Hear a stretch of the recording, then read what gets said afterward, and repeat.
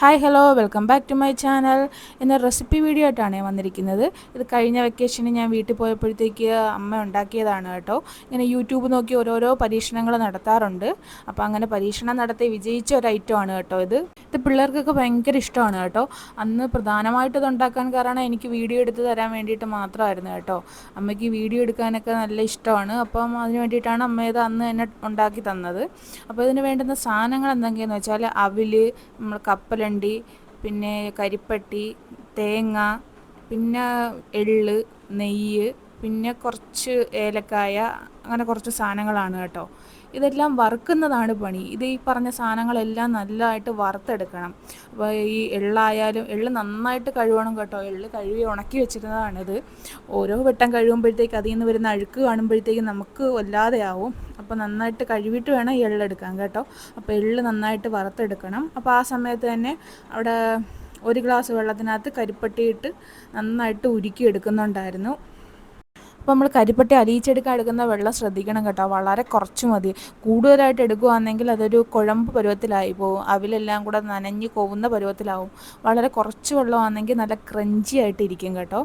അപ്പോൾ ഈ എള്ളൊക്കെ നന്നായിട്ട് വറുത്ത് നല്ല പൊട്ടുന്ന പരുവാകുമ്പോഴത്തേക്ക് മാറ്റി വയ്ക്കണം. അതിനുശേഷം കപ്പലണ്ടി വറുത്തെടുക്കണം. കപ്പലണ്ടിയൊക്കെ ഈ വറുത്ത് വെച്ചതൊക്കെ അതിലിടാൻ സമയമായപ്പോഴത്തേക്ക് ഇതിൻ്റെ പാതി ആയോ എന്നൊരു സംശയമുണ്ട് കേട്ടോ.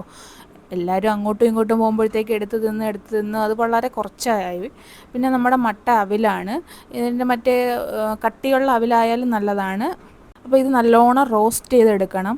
നമ്മുടെ കട്ടിയുള്ള അവിലാണെങ്കിൽ കുഴപ്പമില്ല, ചെറുതായിട്ടൊന്ന് ചൂടാക്കി എടുത്താൽ മതി. അപ്പോൾ ഇത് നല്ലോണം റോസ്റ്റ് ചെയ്ത് മാറ്റി വെച്ചതിന് ശേഷം പിന്നെ അടുത്ത് തേങ്ങയാണ്.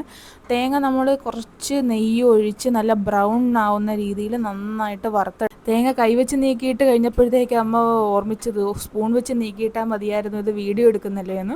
പിന്നെ അമ്മ ഒരു സ്പൂൺ എടുത്തിട്ട് അത് വെച്ച് നീക്കിയിടുകയായിരുന്നു. അത് കുറച്ച് നേരം വഴറ്റി അതിനകത്ത് കുറച്ച് നെയ്യ് ഒഴിച്ച് നന്നായിട്ടൊന്ന് മൂപ്പിച്ചെടുക്കുക. നമ്മുടെ ഗോൾഡൻ ബ്രൗൺ എന്ന് വെച്ചാൽ ഒരുപാട് മൂക്കേണ്ട ആവശ്യമില്ല. നമ്മുടെ ഒരു ഗോൾഡൻ ബ്രൗൺ ആവുന്നത് വരെ ഒന്ന് നന്നായിട്ടൊന്ന് മൂപ്പിച്ചെടുക്കുക. ഈ ഒഴിക്കുന്ന നെയ്യ് അമ്മ വീട്ടിൽ തന്നെ ഉണ്ടാക്കിയതാണ് കേട്ടോ. ജോലിയില്ലാത്ത ദിവസങ്ങളിൽ ഇങ്ങനെ ഓരോ പരീക്ഷണങ്ങളൊക്കെ നടത്താറുണ്ട്. അങ്ങനെ നെയ്യ് ഉണ്ടാക്കുന്നത് ഇപ്പോൾ വീട്ടിൽ തന്നെയാണ്. അപ്പോൾ അതിൻ്റെ ഷോർട്സ് ഞാൻ മുമ്പ് ഇട്ടിട്ടുണ്ട്. ഉണ്ടാക്കുന്നതിൻ്റെ ഇടയിൽ തന്നെ അമ്മ പറയുന്നുണ്ട്, നീ അപ്പോൾ തന്നെ ഇതിൻ്റെ കാര്യങ്ങൾ പറഞ്ഞങ്ങ് വീഡിയോ ഇട് എന്ന് പറയുന്നുണ്ട്. വെച്ചിരുന്ന നീ പിന്നെ ഇടത്തില്ലെന്ന് പറയുന്നുണ്ട്. അതുപോലെ തന്നെ സംഭവിച്ചു. വെക്കേഷൻ കഴിഞ്ഞ് 1 മാസം ആയപ്പോഴത്തേക്ക് എനിക്ക് വീഡിയോ ഇടണമെന്ന് തന്നെ തോന്നിയത്. എനിക്ക് വോയിസ് കൊടുക്കാൻ നല്ല മടിയായതുകൊണ്ട് ഞാൻ ആ വീഡിയോ ഇങ്ങനെ വെച്ചിരുന്നു. അപ്പോഴേക്കും നമ്മുടെ തേങ്ങ നന്നായിട്ട് ഗോൾഡൻ ബ്രൗൺ ആയി കിട്ടിയിട്ടുണ്ട്. അപ്പോൾ ആ സമയത്ത് നമ്മൾ ഉരുക്കി വെച്ചിരിക്കുന്ന കരിപ്പട്ടി നന്നായിട്ടൊന്ന് ഒഴിച്ചു കൊടുക്കണം. അത് കുറച്ച് നേരം ഒന്ന് തിളച്ച് ജസ്റ്റ് ഒന്ന് വറ്റി കഴിയുമ്പോഴത്തേക്ക് വേണമെങ്കിൽ കുറച്ച് നെയ്യ് ഒഴിക്കാം കേട്ടോ. അതിനുശേഷം നമ്മൾ ഈ വറുത്ത് വെച്ചിരിക്കുന്ന ഓരോരോ സാധനങ്ങളായിട്ട് ഇങ്ങനെ ഇട്ട് കൊടുക്കുക. ആദ്യം ഇട്ട് കൊടുത്തത് എള്ളാണ്. എള്ളിട്ട് കൊടുത്ത് ഒന്ന് മിക്സ് ചെയ്തതിന് ശേഷം പിന്നെ കപ്പലണ്ടി ഇട്ട് കൊടുക്കുക. അതിനുശേഷം നമ്മൾ വറുത്ത് വെച്ചിരിക്കുന്ന ഓരോരോ സാധനങ്ങൾ ഇട്ട് കൊടുത്തിട്ട് പിന്നെ അവിലും കൂടെ ഇട്ട് നന്നായിട്ടൊന്ന് മിക്സ് ചെയ്യുക. തീ ഓഫ് ചെയ്യേണ്ട, ഒരു ലോ ഫ്ലെയിം തീയിൽ വെച്ചിരുന്നാൽ മതി. അപ്പോൾ ഈ എള്ള് അവിലെന്നൊക്കെ പറയുന്നത് നല്ല ഹെൽത്തി ആയിട്ടുള്ള ഫുഡല്ലേ. ഇതിലിട്ടിരിക്കുന്ന എല്ലാം നല്ല ഹെൽത്തി ആയിട്ടുള്ള സാധനങ്ങളല്ലേ. നമ്മുടെ മക്കളടുത്ത് ജങ്ക് ഫുഡ് കഴിക്കേണ്ടെന്ന് പറഞ്ഞാൽ അവർക്കതില്ലാതെ ഇപ്പോഴത്തെ കാലത്ത് പറ്റത്തില്ല.